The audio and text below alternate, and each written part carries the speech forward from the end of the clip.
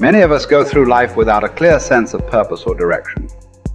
We fall into habits that hold us back and distract us from the things that truly matter. We turn to vices like pornography, drugs, alcohol, and dating apps, seeking a quick fix or a temporary escape from reality. But these vices never bring us true happiness or fulfillment. They only serve to isolate us from ourselves and from others. They hold us back from reaching our full potential and living a life of purpose and meaning. So it's time to make a change.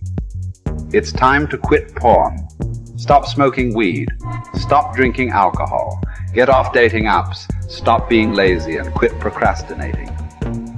It's time to stop the false hope that somehow tomorrow's going to be better. Wishful thinking and isolating ourselves never got us anywhere. Now that we have more space in our lives, we can focus on what truly matters.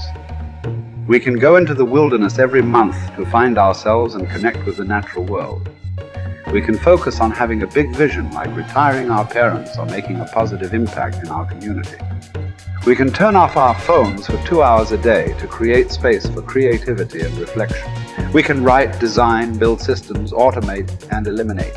We can lift heavy weights, meditate, watch sunsets daily, and beat the sunrise every morning.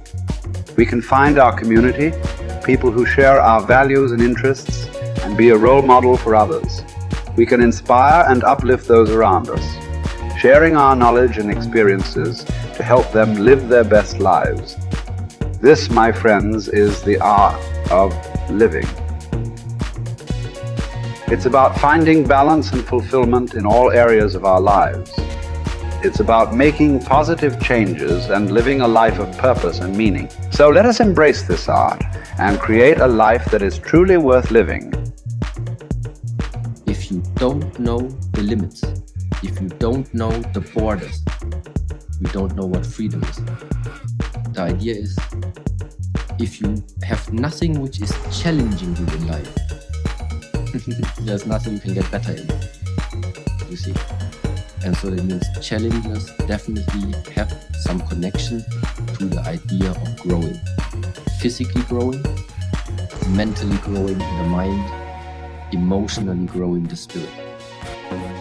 I'm saying listen to the truth.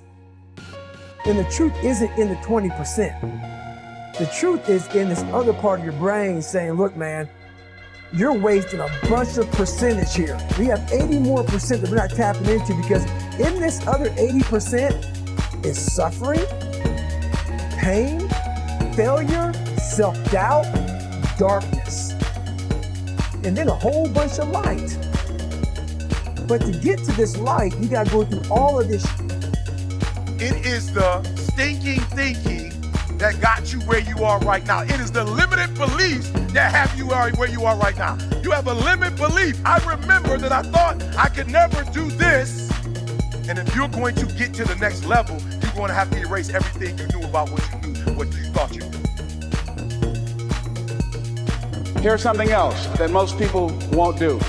Make it okay to fail.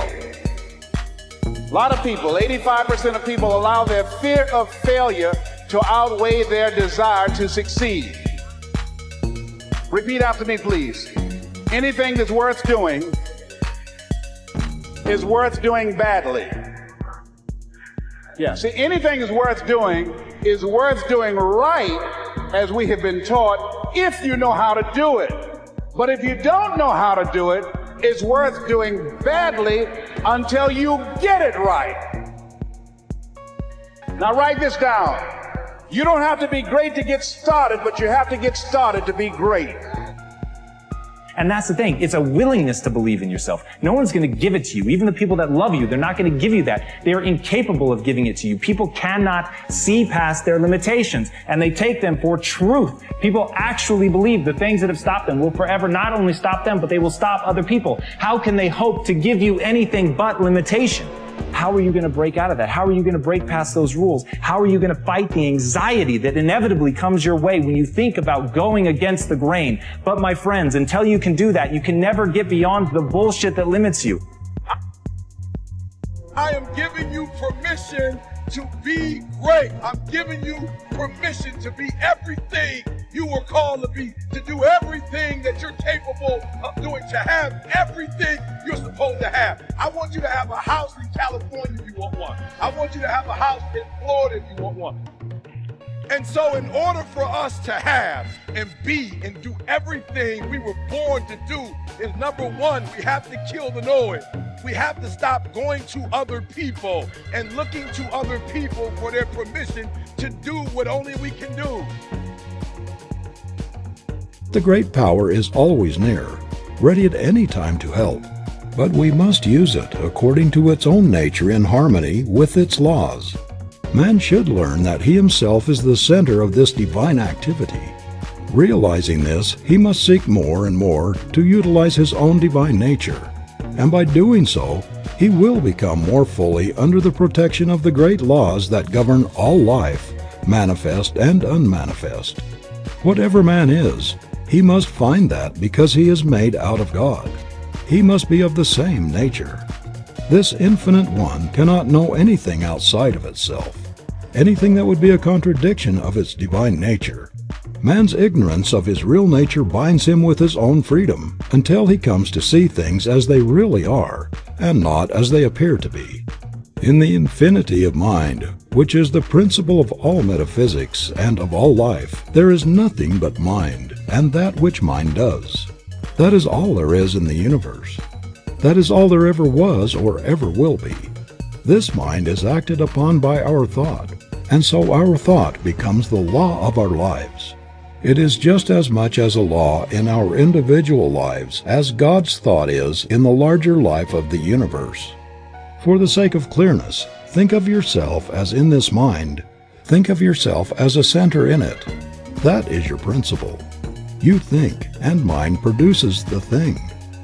One of the big points to remember is that we do not have to create. All that we have to do is think. Mind, the only mind that there is, creates. Few people seem to understand the nature of the law, and so think that they have got to do something, even if it is only holding a thought. Thinking or knowing is what does the thing.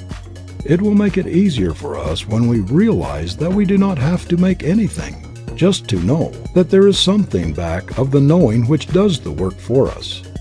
That person gets the best result who realizes that he can use this divine principle. He who can get the clearest concept of his idea, and who can rely on mind to do for him, keeping everything out of his thought that would contradict the supremacy of spirit or mind. By simply holding a thought, we could not make anything, but knowing in mind, what can we not do?